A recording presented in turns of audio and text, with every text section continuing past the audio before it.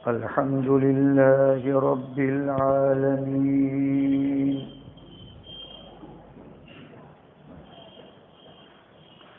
والصلاة والسلام على سيدنا ونبينا ومولانا محمد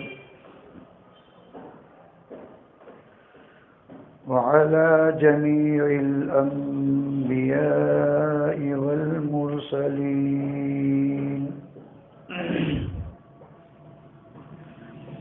وعلى آلهم وأصحابهم أجمعين. أما بعد فأعوذ بالله من الشيطان الرجيم. بسم الله الرحمن الرحيم. ومن الناس من يشتري لهو الحديث ليضل عن سبيل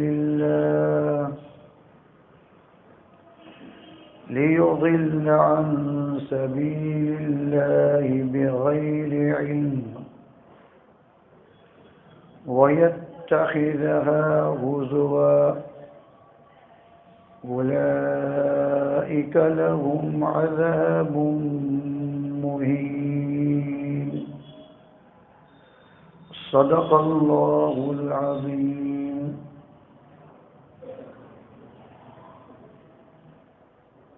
دوستو اور بزرگوں، اللہ تبارک و تعالی نے ہمیں اپنا وہ کلام عطا فرمایا جو قیامت تک پڑھنے کے لیے بھی ہے، قیامت تک سمجھنے کے لیے بھی ہے، اور قیامت تک عمل کرنے کے واسطے بھی ہے. ایسی بات نہیں ہے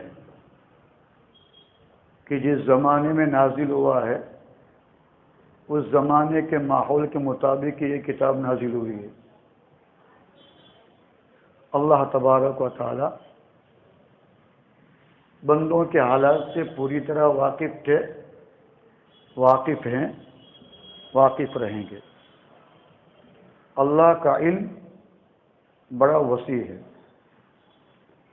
جیسے اس کی ذات لامحدود ہے، اس کے تمام صفات بھی لامحدود ہے. اس میں سے اس کا علم بھی ہے، وہ بھی لامحدود ہے. لاکھوں سال پہلے کی باتیں وہ جانتے ہیں اور لاکھوں سال بعد کی باتیں بھی وہ جانتے ہیں. ہمارے سر پر، ہماری داڑھی میں، ہمارے بدن پر کتنے بال ہے، اللہ تبارک و تعالیٰ کو سب کا علم ہے. کون سا بال جھڑ کر کہاں گرے گا وہ پہلے سے جانتا ہے، گر رہا ہے تب بھی جانتا ہے، اور گرنے کے بعد وہ کہاں جائے گا اور کہاں رہے گا وہ بھی اس کے علم میں ہے. حالانکہ ہمارے بال ہم کو پتہ نہیں ہے. بتا سکتے ہیں ہمارے سر پر کتنے بال ہیں، مگر اس کو پتہ ہے. اس لیے ہمارے حوال اللہ تبارک و تعالی قیامت تک جانتے تھے. اس لیے اس کتاب میں اللہ تبارک و تعالی نے جو کچھ نازل فرمایا ہے یہ قیامت تک کے لیے ہے. کوئی یہ نہیں کہہ سکتا کہ اس زمانے کے ماحول کے مطابق نازل ہوا ہے، اس زمانے کے ساتھ خاص ہے. بعض پاگل ایسا بولتے بھی ہیں، جن کی دماغ کا علاج ہی نہ ہو وہ تو ایسے ہی بولیں گے. اللہ تبارک و تعالیٰ نے اس زمانے میں ایک واقعے پر تبصرہ فرمایا ہے. ایک واقعہ پیش آیا تھا. ایسے واقعات تو اس زمانے میں کم آتے تھے، مگر پھر بھی اس کو بیان کر کے ہمارے زمانے میں ایسے واقعات بہت پیش آتے ہیں. بلکہ بہت تو کیا کہنا چاہیے، اللہ بچائے کوئی انسان اس سے بچا ہوا ہو، ورنہ سب مبتلا ہے. اور ایسے مبتلا ہے کہ مجھے تو اپنے ایمان پر خطرہ لگ رہا ہے کہ ہم مومن ہے بھی کہ نہیں ہے. اللہ تعالیٰ ارشاد فرماتے ہیں وَمِنَ النَّاسِ مَن يَشْتَرِي لَهْوَ الْحَدِيثِ، بعض آدمی ایسے ہیں جو لہو و لعب اور تماشا کی چیزوں کو خریدتے ہیں. لہو و لعب بیکار کی اور تماشا کی چیزوں کو خریدتے ہیں. لِيُضِلَّ عَن سَبِيلِ اللَّهِ، کیوں خرید کر لاتا ہے وہ؟ تاکہ وہ اللہ کے راستے سے گمراہ کرے. وَيَتَّخِذَهَا هُزُوًا، اور اللہ کے اس راستے کو مذاق بناتے ہیں. اللہ کے ترجمہ کر رہا ہوں.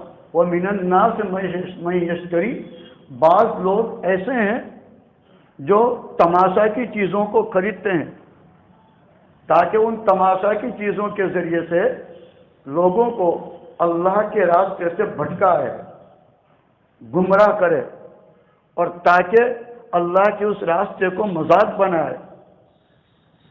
اللہ فرماتے ہیں اولئک لہم عذاب مہین، قیامت کے دن ایسے لوگوں کو ایسا عذاب ہوگا جو ان کو ذلیل کر دے گا، ذلت والا عذاب ہوگا. یہ کس کے بارے میں نازل ہوئی ہے اور اللہ کیا کہتے ہیں؟ ایک شخص تھا نضر بن حارث، ایمان نہیں لایا، نبی کریم صلی اللہ علیہ وسلم کو بہت پریشان کیا کرتا تھا. ان پریشانیوں میں سے ایک پریشانی اس نے یہ کیا کر رکھی تھی کہ وہ سفر بہت کیا کرتا تھا، روم، ایران، عراق وغیرہ، اور وہاں سے سنگیت کی چیزیں، سنگیت جانتے ہیں نا؟ ہاں، میوزک، سنگیت، میوزک، گانے بجانے کے آلات، باجا، ہارمونیم وغیرہ، ایسی چیزیں، اور ساتھ ساتھ رنڈیاں، ناچ کر گانے والیاں، ناچ کر گانے والیاں رنڈیاں وہ خرید کر لاتا تھا. کیا کرتا تھا؟ ایران سے خرید کر لاتا تھا. اور نبی کریم صلی اللہ علیہ وسلم جہاں تبلیغ کے واسطے، دین کی بات پہنچانے کے واسطے قرآن شریف پڑھتے تھے، تو وہاں ان گانے بجانوں کے آلات کو، میوزک کو، ہارمونیم کو، جو بھی ریکارڈ ہو اس کو بجانا شروع کر دیتا تھا. اور اپنے ساتھ جو چمچے ہوتے تھے ان سے کہتے تھے لا تسمعوا هذا القرآن والغوا فیہ، اس قرآن کو نہ سنو، شور مچاؤ. شور مچاؤ کیا؟ وہی رنڈیاں نچاؤ، اور اس کو کہو گائے. لہذا وہ گاتی تھی، سب بچے تالیاں بجاتے تھے. نبی کریم صلی اللہ علیہ وسلم کے جو آپ پڑھتے تھے وہ آواز دب جاتی تھی، اور لوگ اس پہ خوش ہوتے تھے، دعوت رک جاتی تھی اور لوگوں کو خوشیاں ہوتی تھی. اللہ وہی فرماتے ہیں وَمِنَ النَّاسِ مَن يَشْتَرِي، بعض لوگ وہ ہیں جو تماشا کی چیزوں کو خریدتے ہیں، میوزک اور سنگیت کو خریدتے ہیں تاکہ لوگوں کو اللہ کے راستے سے گمراہ کریں. کہ آپ کا قرآن پڑھنا کوئی سن نہ سکے تاکہ کوئی ہدایت پر آ جائے. اس آیت میں اللہ تبارک و تعالی سنگیت کو، میوزک کو،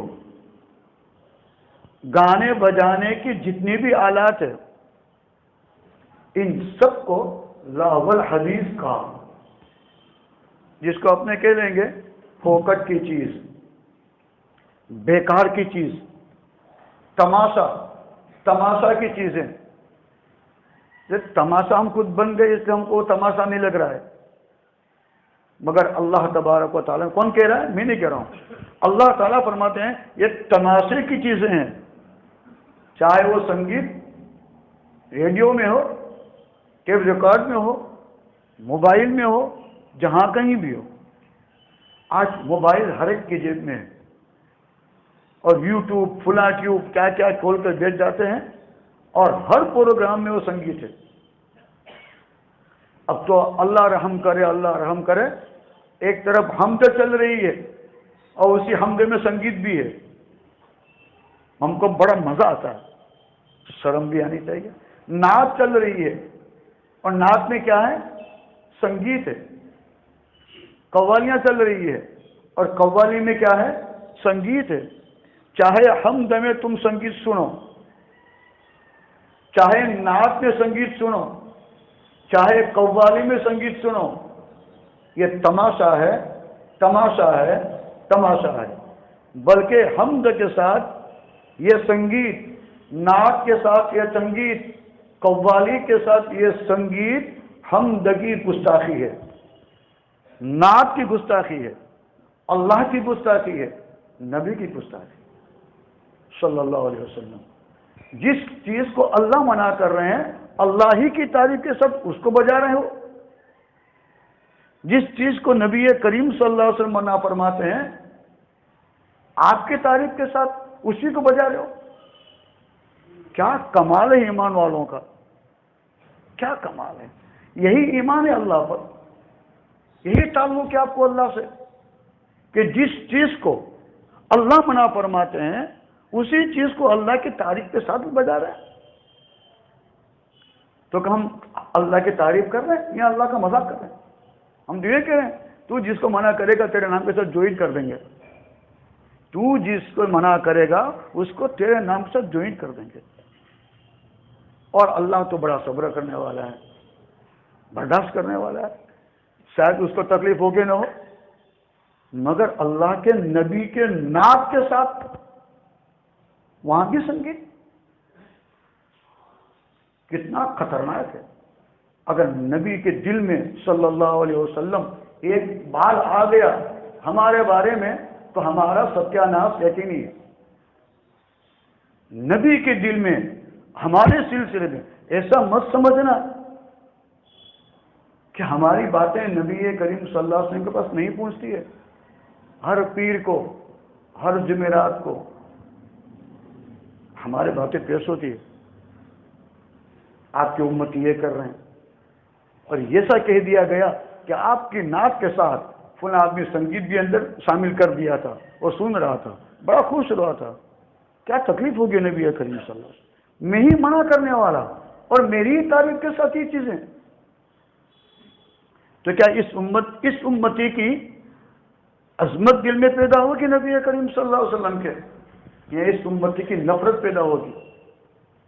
اسی نفرتوں کا اثر ہے کہ آج ہمارے پر حالات۔ ایک دوسری آیت میں اللہ تعالیٰ فرماتے ہیں شیطان کو مخاطب کر کے، کس کو؟ شیطان کو، وَاسْتَفْزِزْ مَنِ اسْتَطَعْتَ مِنْهُمْ بِصَوْتِكَ، وَاسْتَفْزِزْ مَنِ اسْتَطَعْتَ مِنْهُمْ بِصَوْتِكَ، کہ تو جس کو چاہے گمراہ کر لے اپنی آواز کے ذریعے، تو جس کو چاہے گمراہ کر لینا اپنی آواز کے ذریعے۔ اس کی آواز کیا ہے؟ مفسرین فرماتے ہیں اس کی آواز یہی سنگیت ہے۔ اس کی آواز کیا ہے؟ یہ سنگیت۔ سنگیت یہ اللہ تبارک و تعالیٰ کے فرمان کے مطابق شیطان کے گمراہ کرنے کا سب سے بڑا ذریعہ ہے۔ شیطان کے گمراہ کرنے کا سب سے بڑا ذریعہ سنگیت ہے، میوزک ہے، جس کو ہم اپنے گھروں میں بجاتے ہیں، اور ہندوؤں کے گھروں سے زیادہ مسلمان کے گھروں میں یہ زیادہ بجتا ہے، زیادہ شور سے بجاتے ہیں۔ ارے ایسے نالائق لوگ بھی ہیں کہ جس کے پڑوس میں مسجد ہے وہ بھی اپنے گھر میں سنگیت تیز چلاتا ہے اور مسجد میں نماز ہو رہی ہے۔ ہم مسلمان، ہم نے خود نے اپنے بربادی کے اسباب کیے ہیں، ہم نے خود نے اپنی بربادی کے اسباب کیے ہیں، پھر ہم کہتے ہیں ہم مسلمان ہیں، برباد کیوں ہو رہے ہیں؟ ہم مسلمان ہیں، برباد کیوں ہو رہے ہیں؟ اللہ کو ماننے والے ہیں، کہاں مانا ہے؟ کہاں مانا ہے؟ وہ جو کہہ رہے ہیں، منع کر رہے ہیں، اس کو اس کے نام کے ساتھ جوڑ رہے ہیں، ہم نے بنا رہے ہیں، اور سنگیت ہے، دھنا دن ڈھول ہے، باجے ہے. اور دیکھو ہمارے جلسے پیازہ نکالتے ہیں ایک عبادت کی لائن سے، دین سمجھ کر نکالتے ہیں، ڈھول تماشے. لا حول. سیرت النبی کا جلسہ اور سیرت النبی کے جلوس، اس میں بھی ڈھول تماشے. ارے ذرا تو شرم کرو. جس نبی کے نام پر یہ جلسہ نکالا ہے وہی نبی اسے منع کر کے گئے ہیں. نبی کریم صلی اللہ علیہ وسلم فرماتے ہیں الغناء ينبت النفاق في القلب كما ينبت الماء النبت. یہ میں اپنے الفاظ بھی بول رہا ہوں، حضرت نبی کریم صلی اللہ تعالی وسلم کی زبان مبارک سے نکلے ہوئے کلمات ہے.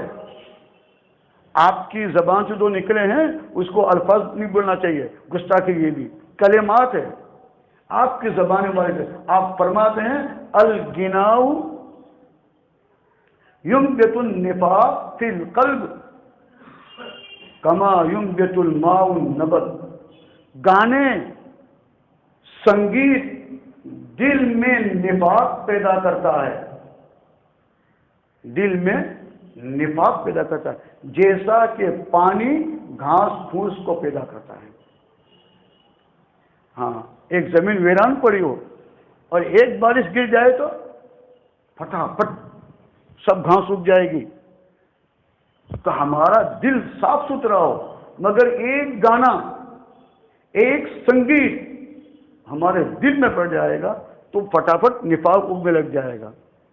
ارے پھٹافٹ نفاق اٹھنے لگ جائے گا، یعنی آدمی منافق بن جائے گا.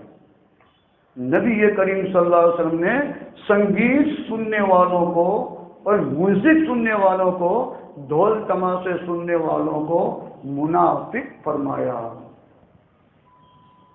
میں نہیں کہتا ہوں، حدیث کے کلمات ہے الغناء ينبت النفاق في القلب.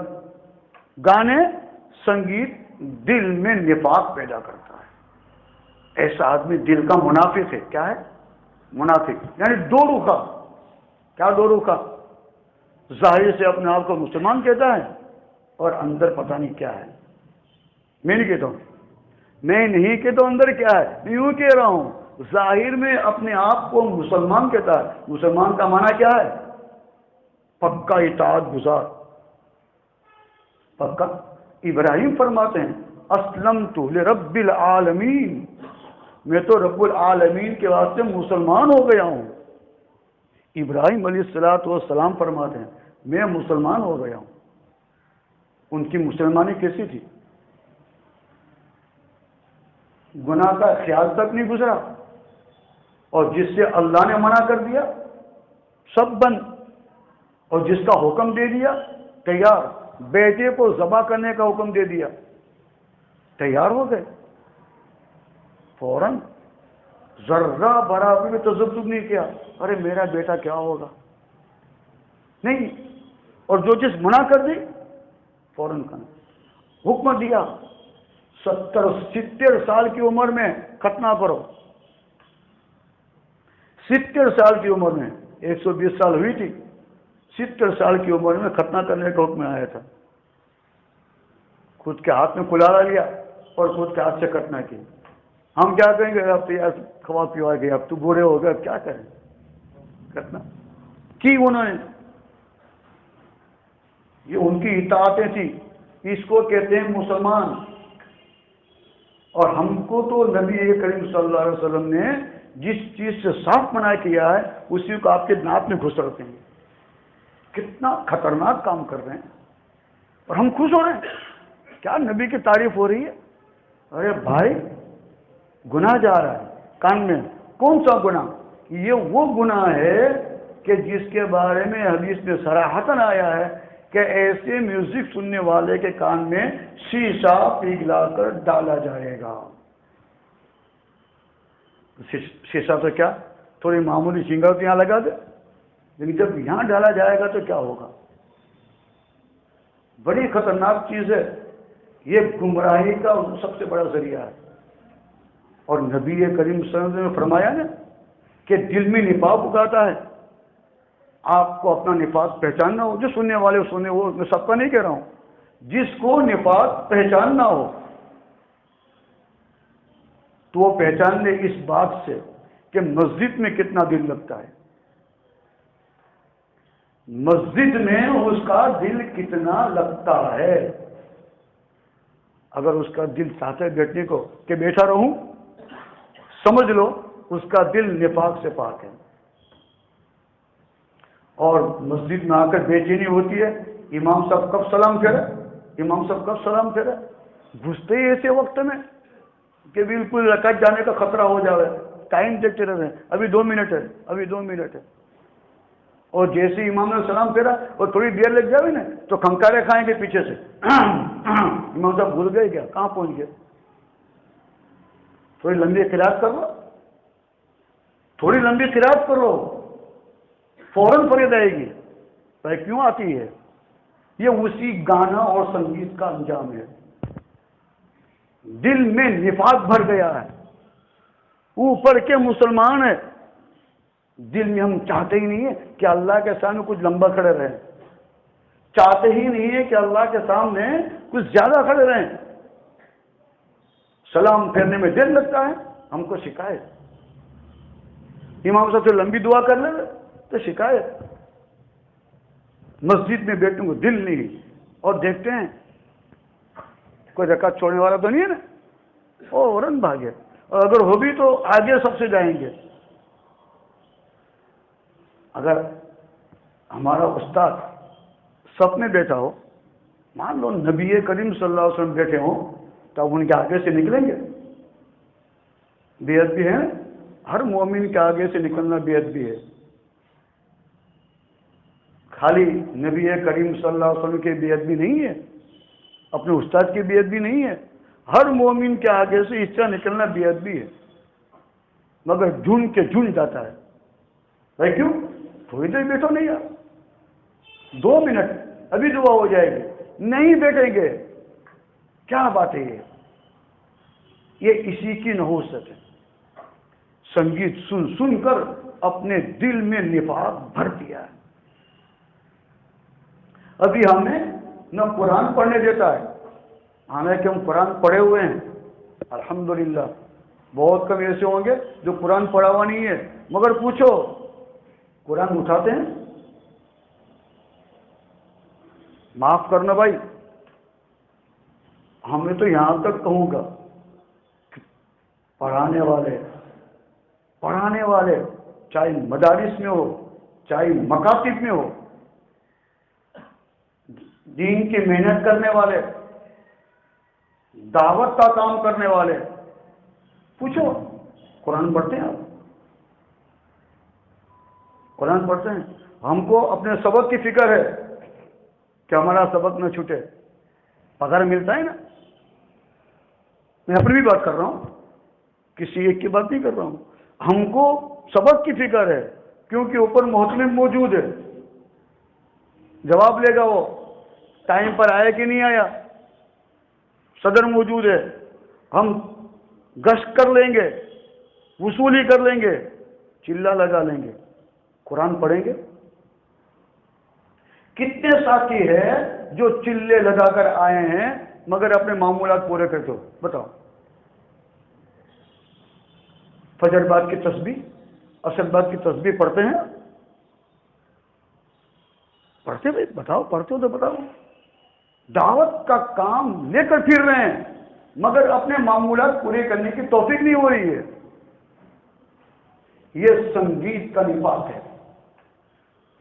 یہ سنگیت، یہ میوزک کی نحوست ہے جو ہمارے دل میں اس قسم کا نفاق پیدا کر کے ہمارے دل کو دینی کام سے یعنی کہ دینی اعمال سے لگنے دیتا نہیں ہے، دینی اعمال سے لگنے دیتا نہیں ہے۔ کہاں سے لگیں گے؟ کہاں سے لگیں گے؟ اس کی نحوست نے برباد کر دیا، اور لوگ سنتے ہیں، ٹانگیں ہلاتے ہیں، مزہ آتا ہے۔ ارے کیوں ایمان برباد کر رہے ہیں؟ نفاق کا مطلب کیا ہے؟ نفاق وہ خطرناک چیز ہے کہ نبی کریم صلی اللہ علیہ وسلم کے زمانے میں اگر کوئی منافق تھا تو پکا کافر، پکا کافر.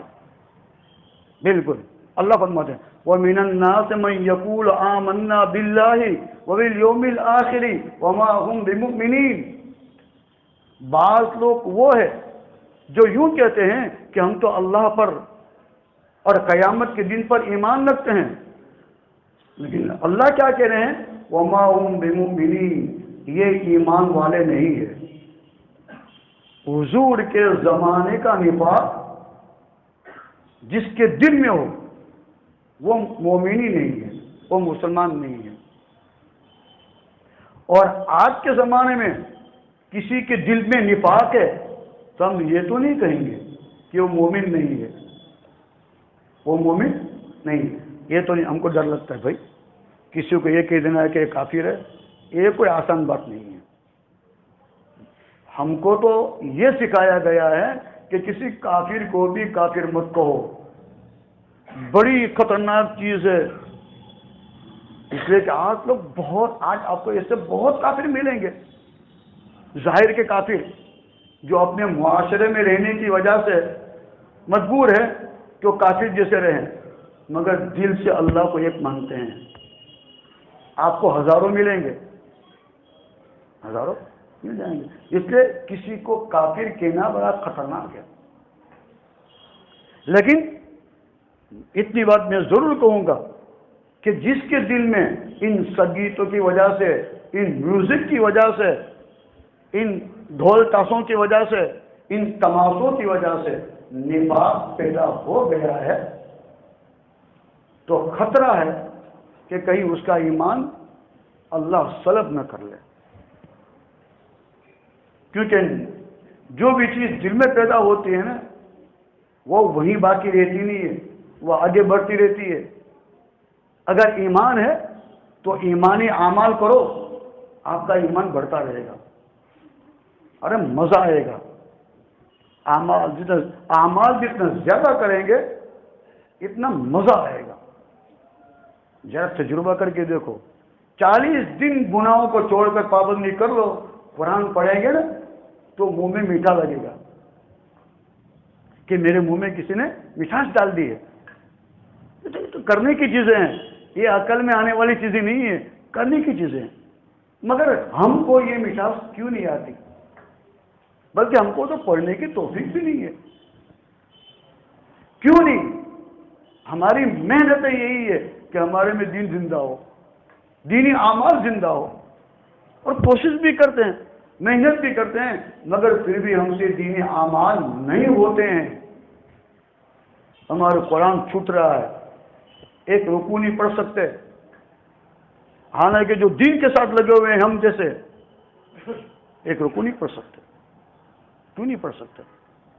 دین کی محنت کرتے ہوئے قرآن نہ پڑھ سکے تو نفل پڑھنے کا تو سوال ہی نہیں ہے، بھاگ دوڑ میں لگے رہتے. ارے اب تو ہمارے مسلمان نماز کے بعد کی سنتیں نہیں پڑھتے ہیں، نماز کے بعد کی سنتیں نہیں پڑھتے ہیں. کیا بات ہے؟ اللہ کا فرض ادا کر دیا اور نبی کی سنت سے اتنی نفرت کیوں ہے؟ یہ نفرت کیوں ہے؟ یہ انہی باتوں کی وجہ سے جن باتوں سے انہوں نے منع کر دیا ہے، ان باتوں کو گھر میں گھسڑ کر بیٹھے ہم.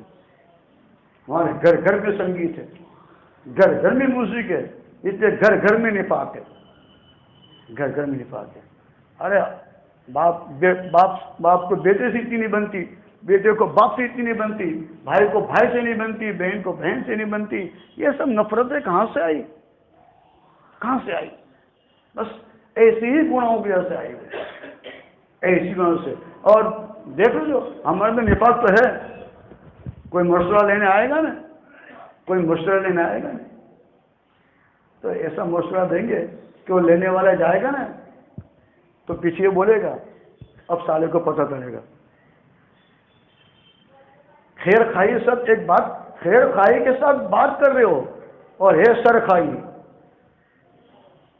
خیر خائی کے ساتھ بات کر رہے ہو اور ہے برا چاہنا. کیا یہ نفاق نہیں ہے؟ ہم کتنوں کی ٹانگیں کھینچ کر گرا رہے ہیں، یہ نفاق نہیں ہے؟ نفاق کی کوئی سنگ نہیں ہوتے. ہم سب حسد ہم کرتے ہیں یہ نفاقی کی وجہ سے ہے. کینہ ہم رکھتے ہیں یہ نفاقی کی وجہ سے. ایک چیز ہے سنگیت جتنے اتنے جرائم پیدا کر دی. اللہ کے لیے چھوڑ دو. اور اب تو حد ہو گئی. موبائل چالو رکھ کر مسجد میں آتے ہیں اور نماز میں رنگ ٹون بجتا ہے. حالانکہ اعلان کیا جاتا ہے مولانا بیان کرنے والے بیان کرتے ہیں موبائل بند کر کے آؤ, کم از کم سائلنٹ کر دو. مگر کیا گھمنڈ ہے ہم کو, کس بات پر گھمنڈ ہے, کس بات پر تکبر ہے. نہ ہم اللہ کی سنتے ہیں, نہ نبی کی سنتے ہیں, نہ سمجھانے والوں کی سنتے ہیں. آخر کس کی سنیں گے؟ اللہ فرماتے ہیں فَبَيَّ عَلَىٰ رَبِّكَ هَٰذَا نَذِيرٌ مِّن نُذُرِ الْأُولَىٰ أَزِفَتِ الْآزِفَةُ لَيْسَ لَهَا مِن دُونِ اللَّهِ كَاشِفَةٌ أَفَمِنْ هَٰذَا الْحَدِيثِ تَعْجَبُونَ فَبِأَيِّ حَدِيثٍ بَعْدُ يُؤْمِنُونَ. ارے اس قرآن کے بعد تم کس کی بات پر عمل کرو گے؟ فَبِأَيِّ حَدِيثٍ اللہ پوچھتے ہیں فَبِأَيِّ حَدِيثٍ بَعْدُ يُؤْمِنُونَ. قرآن کے بعد کون سی بات پر عمل کرو گے تو بتاؤ. تم کہو تو وہ بات لے کر آ جائیں. ہم کوئی بات سننے کو تیار نہیں. پتہ نہیں کیا گھمنڈ ہے ہمارے دماغ میں. نبی کریم صلی اللہ علیہ وسلم نے گھمنڈ کی تعریف یہی کی ہے, بطر الحق و غمت الناس. بطر الحق, حق کو نہ سننا اور لوگوں کو گھٹیا سمجھنا, یہ گھمنڈ کی تعریف ہے. گھمنڈ اس کو کہتے ہیں. آج ہمارے دل میں گھمنڈ ہے, دین کی کوئی وقت نہیں ہے, دین کوئی بات سننے کو تیار نہیں ہے. اور کام میں پڑ بھی جائے یہ پتہ نہیں کیا کیا سوچیں گے. یہ سب اسی نفاقی نحوست سوچیں. ضرورت ہے اپنے آپ کو بچائے. اس کان کو قیامت کے دن گرم شیشہ سے بچانا ہے تو سنگیت چھوڑ دے, سنگیت چھوڑ دے اس کے بغیر. اور کم از کم اللہ کے گھر کو تو پاک رکھو, اللہ کی حمد کو, نبی کی نعت کو, اس کو تو پاک رکھو. جو چیز دین کی طرف منسوب ہے وہاں تو سنگیت نہ ہو. اللہ ہمیں بچائے, بہت خطرناک گناہ ہے. اور آج سب اسی میں مبتلا ہے, اسی میں مبتلا ہے. موبائل لیا اور سننے بیٹھ گئے. بہت خطرناک چیز ہے. عذاب قبر اس سے بہت سخت ہوگا. اللہ فرماتے اولئک لہم عذاب مہین. جو ایسی چیزوں کو لے کر تماشا کرتے ہیں, سنتے رہتے ہیں, مزہ لیتے ہیں, ان کے لیے ایسا عذاب ہوگا جو اس کو ذلیل کر دے گا. ذلت والا عذاب ہوگا. یہاں کا عزت دار وہاں جا کر ذلیل بن جائے گا. اللہ تعالی ہم سب کی حفاظت فرمائے. بہت بھاری گناہ ہے, اس سے خود بھی بچو, اپنے بچوں کو بھی بچنے کی تاکید کرو. اللہ حفاظت فرمائے. وآخر دعوانا الحمدللہ رب العالمین.